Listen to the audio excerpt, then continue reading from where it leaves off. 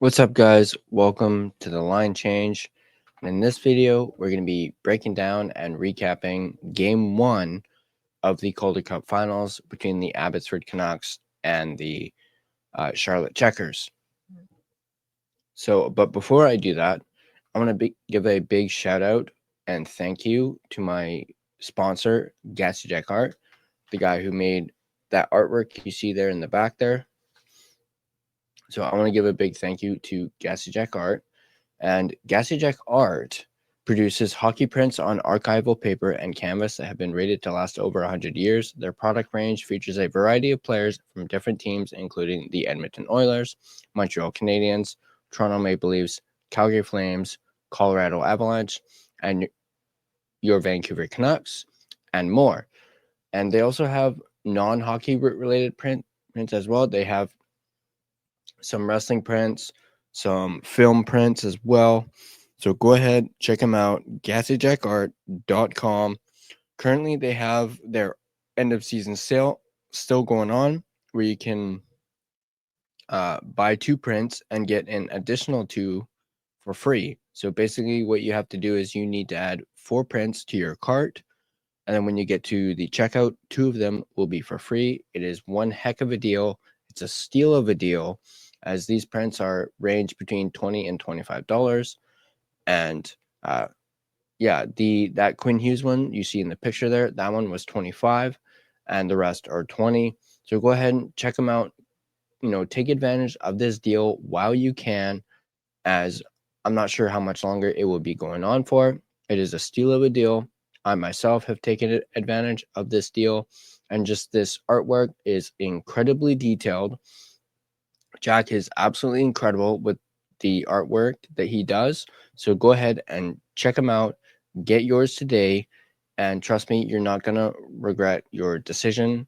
As I mentioned, these can last up to 100 years. So definitely check him out, GassyJackArt.com. You can also find Jack on Instagram at GassyJackArt. So go ahead and check him out. Now, to our recap. Let's go ahead and check out Canucks Army. As always, our friend Dave Hall does the breakdown and recap for us. So let's go ahead and just dive right into it. No team has logged more playoff miles than the Abbotsford Canucks, logging 4 grueling rounds from teams all over Western North America.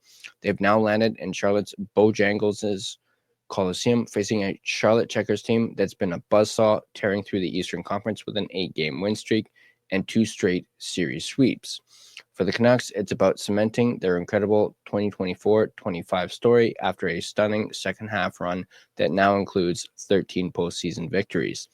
For the Checkers, it's about keeping their home ice untouchable and flexing their well-rested firepower.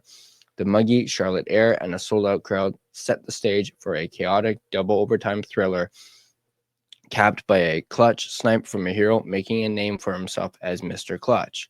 It was far from a pretty game, but the Canucks clawed back for a victory in a game they may not have had any business being in the first place. From being outplayed to dodging an oddball call to a 51-save bounce-back performance from Archer Silovs, this game had it all. Let's start off and go through our starting lineup. With most of the lineup predicted, the primary focus revolved around the rookie forward Jonathan Lekaramaki, whether he'd be included in the lineup for Game 1. But after defeating the Texas Stars in 6 games, Manny Malhotra chose to stick with a winning formula. That meant Danila Klimovich remained in the top 6, while more mature and perhaps more equipped for bottom 6 deployment forwards, such as Dino Gambites, were stuck on the 4th line. As expected, Archer Silovs got the nod between the pipes. So your first line, you had Di Giuseppe, Sasson, and Carlson. Your second line, Baines, Mueller, and Klimovich. Your third line, Blay, Kara, and Smith. Your fourth line, Nielsen, Waters, and Gambites.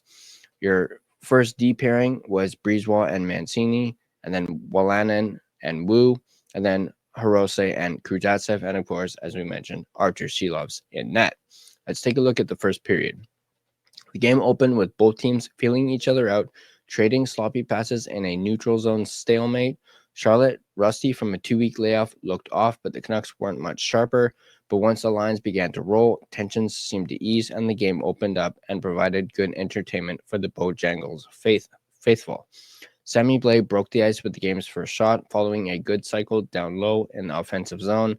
Blais picked up the series' opening shot at the net front, sending a shot up high on Checkers' netminder Capo Kakinen. Standing tall to catch it in the chest, the Checkers countered as Jesse Puljujarvi torched rookie Kirill Kudryavtsev wide. But Artur Silovs was there to flash a spectacular glove save, channeling his inner Patrick Waugh to show the puck to the crowd. That stop sparked Abbotsford just moments later, Trevor Carrick's cross-check handed them a power play. The first minute of the advantage was shaky, lost pucks, botched entries, but the Canucks turned things around quickly. Abbotsford would score to make it 1-0.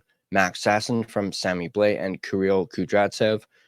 Kirill Kudryavtsev brought the play up the ice, dropping the puck to a streaking Max Sasson. Sasson dropped it to Sammy Blais, who made a tremendous and patient play around the defender to test Kakinen. Unable to handle the initial shot, Sasson banged home the rebound to open the series' scoring and silence the crowd early in Game 1. The visiting team was only able to enjoy their high for a short time as Mackenzie Entwistle struck back quickly to tear away any momentum gained by the Canucks. Charlotte would score to make it 1-1. Entwistle from Puljujarvi and Kierstead. Breaking up the ice off a Puljujarvi chip play, Entwistle used an Abbotsford defender as a shield, sniping short side past a screen Silovs to tie it 1-1. And the pain deepened when Danila Klimovic's high stick drew blood just seconds off the ensuing faceoff, earning a 4-minute double minor. With all the buzz of scoring an equalizer goal, their first goal in weeks, Charlotte's power play would go to work for the first time. The Checkers unleashed 6 shots, pinging a post, but Silovs stood tall. While they failed to score, the combination of a goal and the man advantage struck life into the building, and that game fell into the hands of the home team. With a 14-8 shot advantage through 20 minutes, the Canucks truly felt as if they were hanging on to their Game 1 lives. Muggy weather conditions certainly did not help their case, as pucks were bouncing uncontrollably, leading to several odd-man chances and close calls.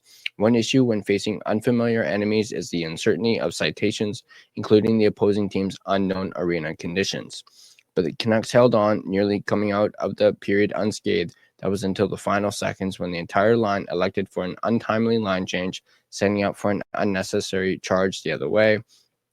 That late Canucks line change allowed Michael Benning to spring Oliver Ocular free, fighting and unexpected Guillaume Brisebois fighting for position. Charlotte would score to make it 2-1. Ocular from Benning and Kierstead. His seemingly harmless shot beat Silovs clean, handing Charlotte a 2-1 lead and a dagger to close the period. It was a very tough ending to a period where the Canucks would have felt lucky to head down the tunnel even. Breakouts were short, defenders were getting burned, and the goalie allowed 2 goals off long-distance shots. Final shots in the first period were 14-8 in favor of Charlotte. Let's take a look at the second period. The middle frame didn't start much better for Abbotsford, who looked stuck in quicksand for much of the frame. Breakouts fizzled, and the Canucks spent the first 5 minutes pinned in their zone, unable to clear the puck and gasping for air. With nothing but momentum on their side, the Checkers smelled blood, and Justin Sordiv, the former Vancouver Giants, pounced to make them pay. Charlotte would score to make it 3-1. Sordiv from Chris Kuolo. Off another botched clear, a common occurrence through the first half of the period, Sordiv's long-range shot sailed high past Silovs, pushing the lead to 3-1. The Latvian netminder, a playoff hero up to this point, looked mortal with all 3 goals beating him clean from stoppable shots. But these Abbotsford Canucks are resilient and down, but not out, and they refused to let up on the game as the Canucks found a pulse just moments later. Abbotsford would score to make it 3-2. Nate Smith from Sammy Blais. Creeping behind the back end was Nate Smith, who collected the perfect breakout dish, splitting the defense and going all alone on the netminder. One-on-one with Kakinen, Smith lofted a beauty over the goalie's shoulder, trimming the gap to 3-2 and quieting the roaring crowd. That was Abbotsford's only shot through 11 minutes, a stark contrast to Charlotte's early second period barrage. After swapping penalties, the Canucks were awarded with a 4-minute power play midway through the period, giving Abbotsford a prime opportunity to tie. and Blais nearly did, pulling a stick curl and drag to beat Kakkonen, only to clang the crossbar. But the period wasn't done. With time winding down, the Canucks evened the score early, with Wolanin making the cross-ice attempt. The puck ricocheted off the defender's skate, nearly beating Kakkonen with the redirect. Saving the day was former Canuck William Lockwood, who hauled down Sasson to send the Canucks on the late power play. With time winding down, sort of stripped the puck and jumped out to the races, providing solid back pressure was Kirill Kudryavtsev, but Silovs was forced to make an incredible stretch save to keep his team within one goal. The Canucks survived the period's defensive slog, but not without drama. Somehow clawing back, they managed to take a one-goal deficit into the dressing room. Up to this point, this was a win in itself, considering the performance on the ice. After two periods, the shots were 26-15 in favor of Charlotte. Let's take a look at the third period now. Carrying a late second period spark, the Canucks opened the third on a power play, but managed just one shot and failed to threaten. One thing to note from the Checkers during this postseason run is their incredible track record for shorthanded goals. Heading into Game 1, they had scored a league-leading 6 shorthanded goals, and that tracked in this game. Playing extremely aggressively, they pushed the Canucks for several shorthanded looks. Whether it be clear-cut breakaways or high-danger chances off the rush, the Checkers were pressuring down a man. While it's something the Canucks were likely brought up to speed on, they experienced firsthand just how dangerous these Checkers can be. As the power play expired, Tristan Nielsen seized the puck from Ty Mueller. He went wide and dropped a shoulder for the game's first true power move, signaling a potential shift in the game's momentum. And that's precisely what it was. The third was Abbotsford's best period yet, and midway through, the promising start eventually led to something Abbotsford would score to tie it up and make it 3-3. Ty Mueller from Tristan Nielsen. Ty Mueller intercepted a failed Charlotte breakout to gain the zone. He played give and go with Nielsen, who threaded it back. Battling out front, Mueller managed to get a stick on the puck and chipped in past Kakkonen with his pitching wedge to even the score at 3-3, turning a playoff low start into a dead even battle. From that point on, it was all Canucks as the ice tilted towards Charlotte's end, with Abbotsford dictating play. A sixth power play offered a go-ahead chance, but Charlotte's aggressive penalty kill nearly struck again, generating breakaways that Silovs snuffed out. The Canucks' strongest frame forced overtime, proving their grit. Despite being outplayed in one of the worst efforts early on, the Canucks turned the dial for the third and crawled back into this game to take it to extra time. By this point, it was nearly impossible to predict what would happen. Would the team with nearly 2 weeks of rest prevail, or would it be a Canucks team that has grinded through 4 consecutive rounds of playoff hockey? After 3 periods, the shots were 31-23 in favor of Charlotte. Let's take a look at the first overtime. First overtime was a chess match with no shots through 7 minutes as both teams played mistake-free hockey. Danila Klimovich broke the full, ripping a one-timer off a Linus Karlsson feed in the slot, only to ping the post. Abbotsford's first shot finally came at 11:31, but tension spiked when Phil Di Giuseppe's high sticking penalty at 13:45 put them on the kill. Charlotte pressed, forcing Silovs to make his best saves of the night. Meanwhile, Ty Mueller nearly won it shorthanded, stealing a puck and going forehand, backhand, only to be denied by Kakkonen's 5-hole pad. With the 2 power plays to work with, the Checkers grabbed back all momentum and enjoyed a ridiculous 16-3 shooting advantage in overtime. Suddenly, what began as an off night for Artur Silovs has morphed into a night for the ages, with 47 shots faced up to that point. After the first overtime, the shots were 47-26 in favor of Charlotte. Let's take a look at double OT. Double overtime felt destined for an unlikely hero, and it nearly got a bizarre one. Brace yourself, folks. You may never see this again. Just before the 4-minute mark, a faceoff to Silovs' right was scheduled to drop, with all players dipping down with their game faces on. The problem was that Artur Silovs was in his own world, enjoying a quick refill on his water after over 4 hard-fought periods. Unaware that the netminder was facing the net, the linesman dropped the puck, which was won cleanly by Ty Mueller, too cleanly. The puck zipped past a water-sipping Silovs. The Checkers' bench erupted, and the crowd roared as this one was over in their eyes. However, in a rare AHL call, the referees deliberated before waving off the goal, ruling that Silovs was unprepared. This sent Bojangles' fans into a booing frenzy. From then on, every Seelov's touch drew jeers, only amplifying when he stoned Charlotte's next chances. And Seelov's was touching the puck all right. That overturned call flipped the script. Frustrated, the Checkers took a delay of game penalty moments later, and Abbotsford pounced. Abbotsford would score to win it in double overtime.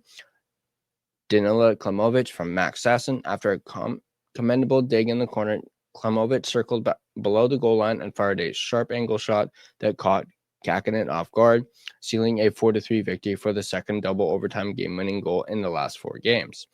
The Canucks' bench exploded, stealing Game 1 on the road in one of the wildest finishes of the postseason. It was the perfect ending to an oddball game that saw a little bit of everything. Despite being outplayed for most of the first half and an overtime period, the Canucks stole Game 1 and entered Sunday with a sneaky 1-0 series lead. Final shots after, 2 overtime periods, technically 5 periods, 54-30 in favor of Charlotte. Final thoughts. What a way to open the Calder Cup Finals. The Abbotsford Canucks battle-tested through 4 grueling rounds, stared down a 3-1 deficit, a hostile crowd, and their own early blunders to pull off a double overtime stunner. Klimovich's clutch snipe and Archer Seelov's 51 saves, including clutch stops in overtime, got things done in the end. While the Canucks may have been outplayed, they came up big when asked and went a perfect 5-for-5 on the penalty kill while scoring 2 power play goals of their own. Special teams are always big, and tonight that proved it all. As they say, they don't ask how.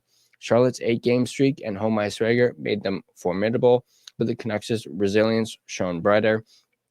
And that overturned own goal, it's a bizarre twist that will live in the American League history books forever as everybody feverishly searches the rulebook for an official ruling. With Game 2 looming, Abbotsford has a chance to tighten its grip, but the Checkers won't go quietly. Here's Manny Malhotra himself post-game. I can't say it enough about our group, how resilient they are in terms of finding a way to get things done. What's next? Game 2 is scheduled for a Father's Day Sunday afternoon bout with puck drop at 1 p.m. Pacific at the Bojangles Coliseum. So keep that in mind. It's a 1 p.m. Pacific start for Game 2 between Abby and the Charlotte Checkers. But that's going to do it for this video and for this breakdown and recap. Once again, if you guys like this video, please be sure to hit that like button. And if you want to stay up to date on all Canucks content, whether that's Abbotsford Canucks or the Vancouver Canucks, be sure to smash that subscribe button and turn on your notifications so you don't miss a single video. You can find us on social media. You can find us on Facebook. Just search The Line Change to find our Facebook page. You can find us on Instagram at The Line Change. You can find us on X at Line Change Van. You can find us on TikTok at the.line.change.po. And feel free to give us a follow on all of our social media platforms. If you prefer an audio version of this podcast, you can find us on Spotify and Apple Podcasts. Once again, feel free to give us a follow on Spotify as well as rate and review us. It's greatly appreciated. But that's going to do it for me and in this video. As always, let's go Canucks. Let's go Abby Canucks. And I'll see you guys in the next video.